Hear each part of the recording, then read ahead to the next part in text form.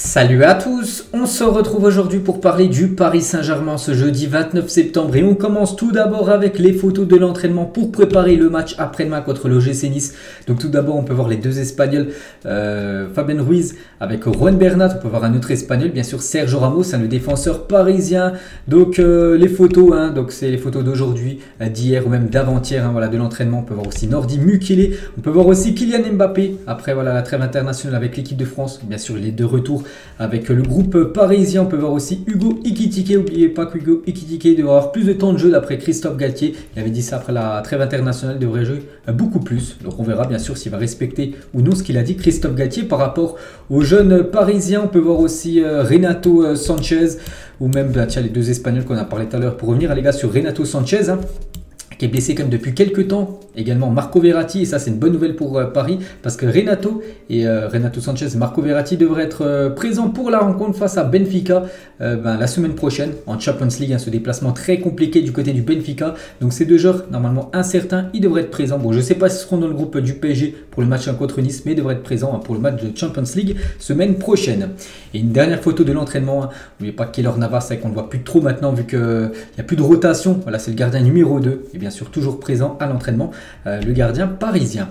Et Neymar également les gars, présent à l'entraînement. Donc ça c'est aujourd'hui les gars, ce jeudi, on peut voir qu'il y avait un beau soleil. Et donc il a joué au Parc des Princes avant-hier. On va parler bien sûr de la sélection brésilienne là dans quelques instants. Et Neymar était présent aujourd'hui bien sûr à l'entraînement pour préparer ce match contre Nice dans quelques jours.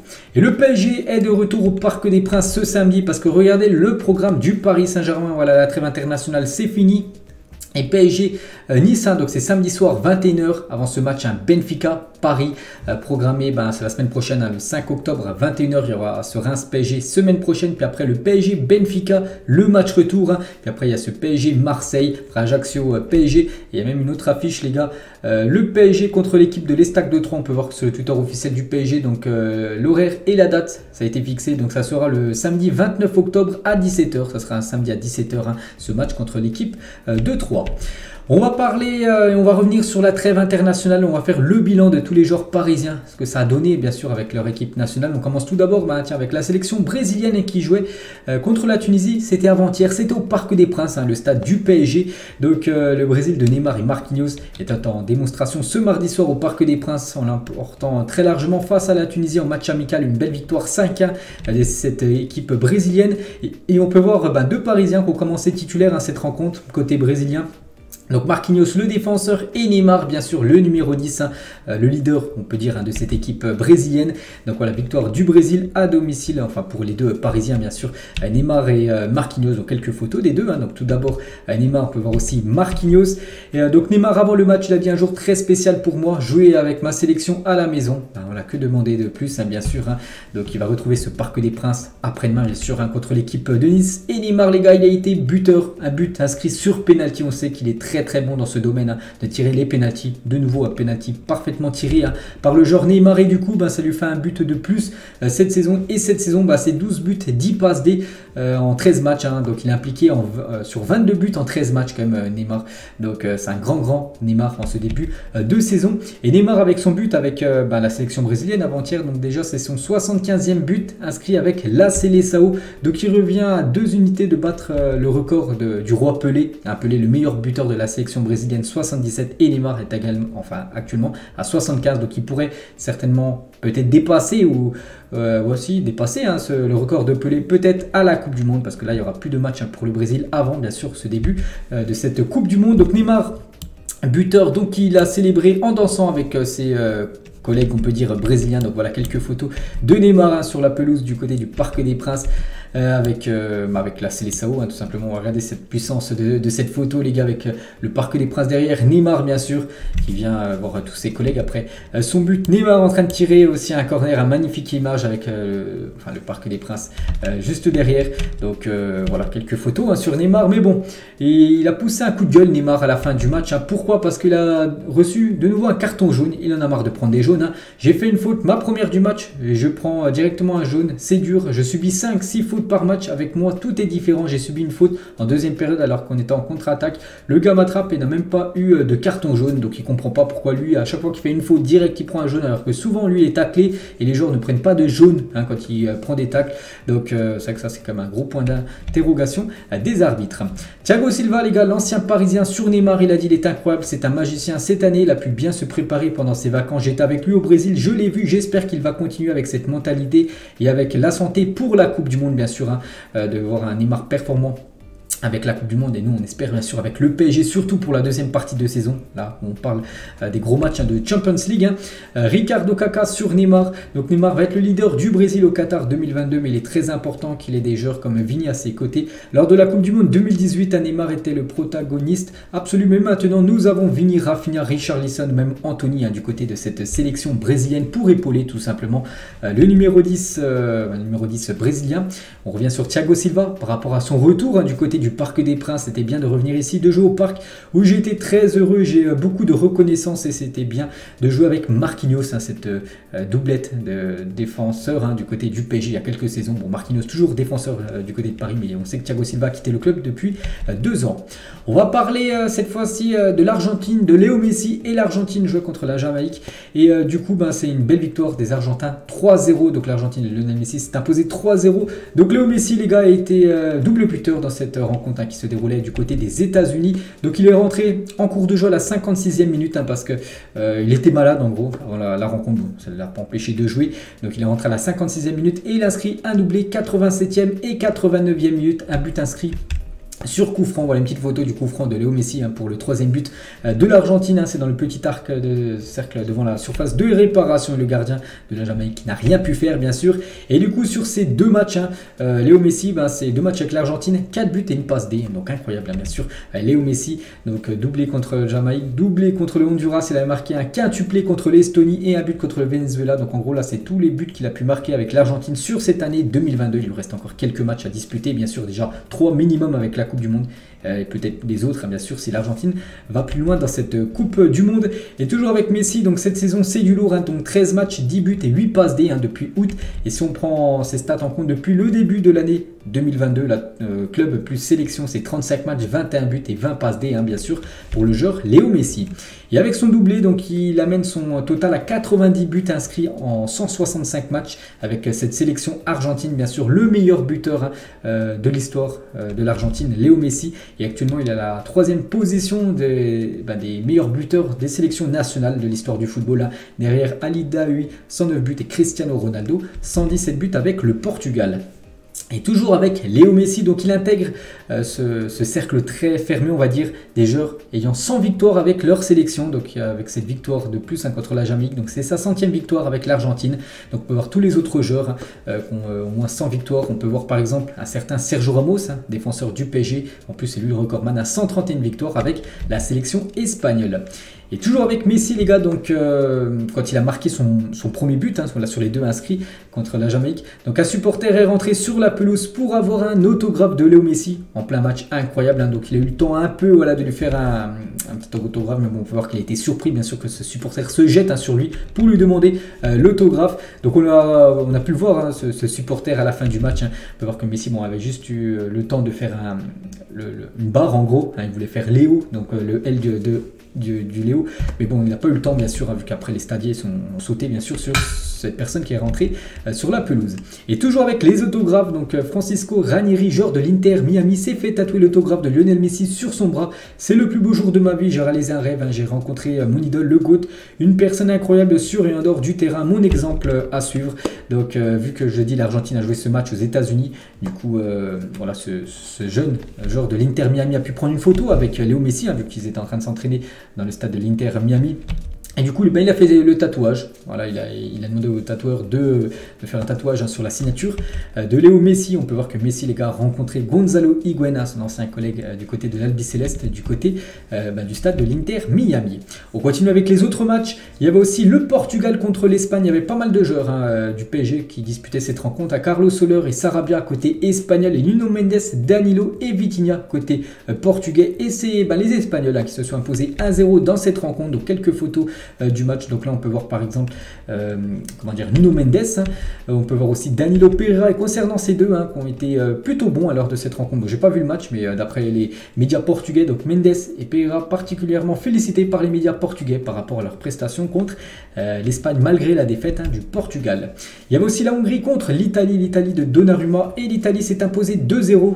Clean sheet pour Donnarumma, et félicitations aux Italiens qui accèdent au Final Four. On peut féliciter aussi Sarabia et Carlos Soler aussi qui filent du côté du Final Four pour la Nation League.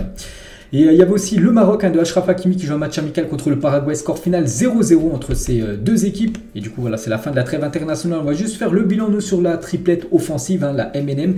Donc Messi, les gars, c'est 2 victoires, donc 4 buts inscrits par Léo Messi. Neymar, c'est 1 but et 2 passes décisives, 2 victoires avec le Brésil. Et Mbappé, c'est 1 but. Donc c'est une victoire et une défaite contre le Danemark. On va parler de Léo Messi il y a un an, jour pour jour. Lionel Messi inscrivait son premier but au PSG face à Manchester City. Je me souviens très bien de ce match, vu que j'étais au Parc des Princes pour assister à cette rencontre de Ligue des Champions PSG City. Et Messi avait inscrit un doublé lors de cette rencontre. Il avait marqué ce magnifique but. C'était il y a un an, jour pour jour. Et toujours avec Léo Messi, donc d'après les médias catalans, donc c'est un média BTV, voilà. Donc Lionel Messi compterait refuser l'offre de prolongation du PSG. Parmi toutes les raisons qui l'amèneraient à prendre cette décision, la star argentine n'en pourrait plus de la durée des trajets en voiture à Paris. On sait que Paris c'est une ville très... il y a beaucoup de monde bien sûr, donc c'est compliqué à se déplacer bien sûr en voiture, il y a beaucoup de bouchons. Et bon, ce serait une raison pourquoi il ne voudrait pas prolonger. Bon après voilà, c'est un média catalan les gars qui nous donnent cette info. Bien sûr, ça va prendre avec des pincettes. Donc on verra les gars. Messi a dit en gros qu'il allait prendre une décision à la fin de la Coupe du Monde, mais d'après les médias catalans, en gros Messi quitterait l'équipe du PSG parce qu'il ne voudrait pas plonger du côté du Paris Saint-Germain. Edouard Romu, les gars, le vice-président du Barça, parce qu'il pourrait peut-être aller du côté de Barcelone, et eux du côté de Barcelone ce serait ok pour l'avoir. D'un point de vue économique, on peut dire qu'on a sauvé le Barça, mais le club n'est toujours pas en bonne santé. Messi, s'il revenait, ça serait gratuitement de cette manière, ça serait possible. Voilà, ça serait possible, le retour de Messi du côté du Barça. Donc après voilà, c'est pas cuit on va dire pour le PSG. On verra bien sûr ce que décidera la Pulga. Regardez la une aujourd'hui du journal L'équipe désaccordée. C'est Neymar et Mbappé qui font la une aujourd'hui de ce journal, marqué récemment par plusieurs épisodes bouillants. La relation entre Mbappé et Neymar est l'un des enjeux de la saison parisienne. Les deux stars ne veulent pas de conflit discret, mais l'équilibre reste précaire bien sûr entre ces deux joueurs, entre Neymar et Kylian Mbappé. Et Ramos, les gars, prend de plus en plus de poids dans le vestiaire du PSG dans son édition du jour. Voilà l'équipe, je vous ai montré avec Neymar et Mbappé. Donc, l'équipe révèle que l'Espagnol serait intervenu lors du penalty gate. L'Espagnol a recadré Neymar en lui demandant d'accepter la position du club d'avoir Kylian Mbappé en tireur numéro 1 et lui en numéro 2. Pourtant, on sait que Neymar tire très très bien les penalties, mais on sait que du côté du PSG, Christophe Galtier l'a dit, c'est Mbappé le numéro 1 tireur de penalty. Donc Ramos serait venu parler à Neymar bien sûr pour apaiser la tension entre Neymar et Kylian. Toujours avec Kylian Mbappé, une déclaration de Paredes, l'ancien joueur du PSG, maintenant joueur de la Juve. Donc Mbappé, ce n'est pas moi de parler de lui, je n'avais aucune relation avec. On peut voir qu'il n'y avait pas beaucoup d'amitié entre Paredes et Mbappé quand les deux étaient ensemble du côté de Paris. Jérôme Alonso, les gars, sur la chaîne L'équipe, il a dit actuellement Mbappé retombe dans ses travers sportifs où il se montre moins tranchant devant le but, ne prend pas toujours les bonnes décisions, mais aussi dans ses travers face à la presse où il se permet des déclarations qui font beaucoup parler. Il a dit un peu plus d'un mois, un peu moins de 2 mois de la Coupe du Monde. Bref, il faut qu'il fasse attention à ne pas retirer son Euro 2021 catastrophique durant lequel la France est sortie en 8e de finale. Voilà les propos forts de Jérôme Alonso par rapport à la situation actuellement de Kylian Mbappé. On va parler de Neymar. Donc avant-hier, Neymar était au Parc des Princes pour le match Brésil-Tunisie, et hier soir, donc Neymar était présent à la Fashion Week de Paris. Au défilé Balmain. Donc voilà quelques photos de Neymar hier soir. Donc aujourd'hui il était bien entraînement, j'ai montré tout à l'heure une photo du joueur brésilien du côté du camp des loges. Et toujours avec Messi, Neymar, Mbappé, on peut voir qu'ils figurent parmi les plus gros salaires en gros actuellement au monde. Donc parmi le top 4, 3 joueurs du PSG, donc Messi, Neymar et Kylian Mbappé. On peut voir que c'est Mbappé le joueur le mieux payé actuellement au monde à 125 millions. Bon, c'est salaire du côté du PSG plus tous les sponsors à côté bien sûr.